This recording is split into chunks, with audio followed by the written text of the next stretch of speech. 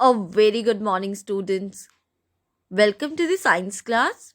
Let's understand about a natural disaster that is an earthquake today. There are some pictures of the earthquake. Now, what is an earthquake? Let's understand.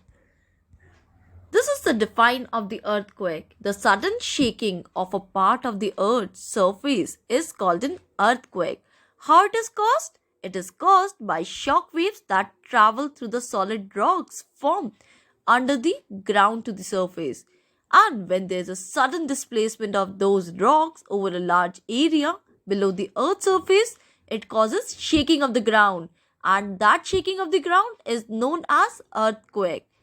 The point inside the earth where an earthquake starts is called a focus. As you can see in this picture, this point is known as focus. Next is the area on the earth's surface just above the focus is called the epicenter, students.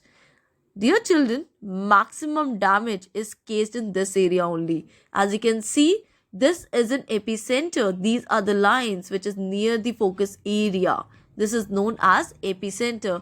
Both the pictures representing the same thing. This is a focus which is also known as hypocenter, and the area above the focus is known as epicenter, students. Now, and after the first big shaking, smaller shaking and tremors occur. These are called the aftershocks. In some cases, aftershocks may continue even for several days, students. Next, how to measure an earthquake? The intensity, direction, duration of an earthquake is directed and recorded by an instrument called seismograph. This is how it looks, student. This is an seismograph. Basically, it is an equipment which is used to measure the seismic waves of an earthquake. It has a vibrating rod, or you can say a pendulum, which is attached to a pen. During an earthquake, when earth vibrates, the pen records these vibrations on a piece of paper.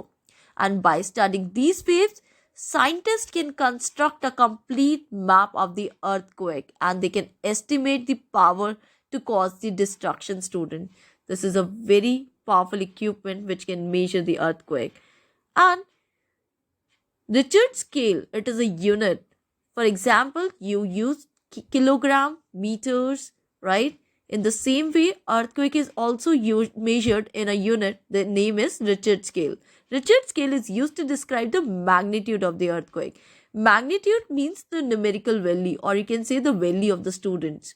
Let's understand this one. For example, if the magnitude of an earthquake is 1, it is not felt by most of the people. If the magnitude is around 2 or 3, it can be felt by few people or may feel like a passing a truck. If the earthquake value is 4 and 5, it can be light or a moderate. Light means dishes like utensils, windows, doors disturbed. They move on their own. Moderate, some dishes and windows broken down.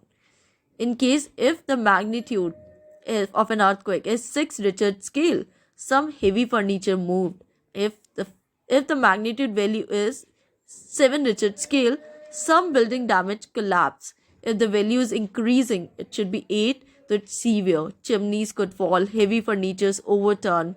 If it is 9, it will be a considerable building damage, students. 10, it's an extreme case. All frame structures, all the earth which is near over this will be destroyed, students. This is basically the values, magnitude of an earthquake which is measured by a Richard scale. Do you know, students, the study of an earthquake is called seismology, and the people who study earthquake are known as the seismologists. What will be the effects of the earthquake? Earthquake of high intensity always cause huge destruction. We have discussed it. Building collapse, roads and bridges get damaged, trees get uprooted.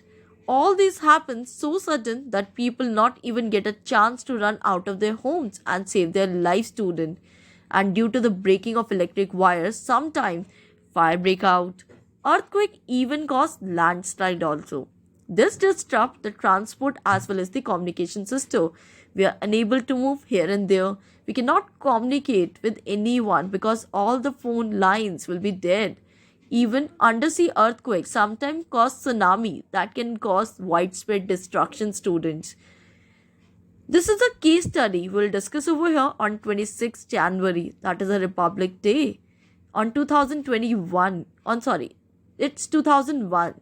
I repeat, on 26th January, that is 2001, which we are Republic Day, Bhuj and its neighboring district in Gujarat suffered heavy loss of life and property caused by a severe earthquake. About 20,000 people are killed. Bhuj was the epicenter of that earthquake. I hope you have understood about the earth epicenter. We have already discussed it before, right?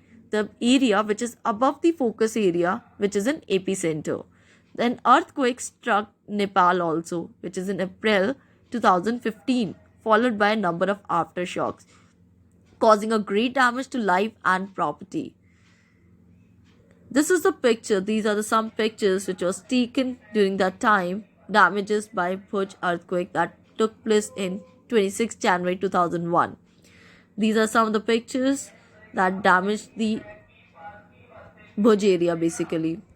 Next is tsunami, students. Let's understand what is a tsunami.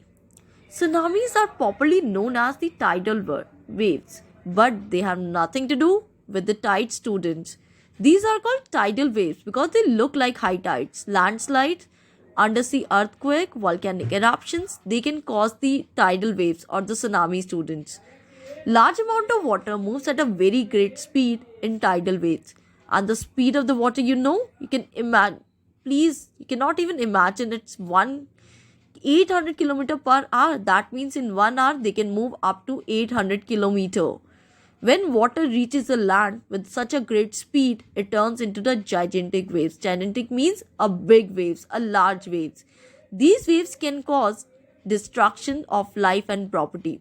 In 2004, a tsunami was caused by an earthquake in the Indian Ocean. Almost 2 lakh people died in India, Sri Lanka, and Indonesia, students. Do you know what it means? This is tsunami is a Japanese word meaning it harbor wave. Harbor means a large wave, students. This is some picture of the flood, student.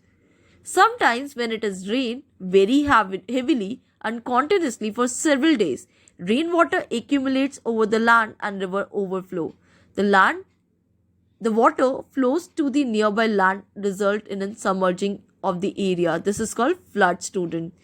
This flood can cause damage due to the waterlogging. Animal living soils like snakes, rat, earthworm die and the crops get damaged, causing loss to the farmer, students. The topsoil get washed away, that means it will lead to the soil erosion. Many disease spread, causing damage to the human and cattle lives. This is the picture of the drought, students. When there is no rain or very little rain in an area for a very longer period of time, the condition is called drought. Drought results in very severe shortage of water. Basically, it is a severe shortage of water when there is no water. Water bodies like ponds, river, lakes dry. Huge cracks develop in the soil. Crops get damaged. People do not have food and water. The major reason behind the occurrence of drought is large cutting of the trees and clearing forest for the development of the towns and industries. They need to develop the industrial area. That's why they are doing the deforestation and that lead to drought basically. When a natural disaster occurred, what we have to do? A natural disaster affects the progress of a country. Everyone should help during those calamities areas and following steps can be taken. Do not spread rumors, cooperate and encourage people to face the problem bravely. Contribute food, clothes, cash to the agencies involved in the relief work. There are so many NGOs, that is a non-governmental organization, who came forward for help during the natural calamities.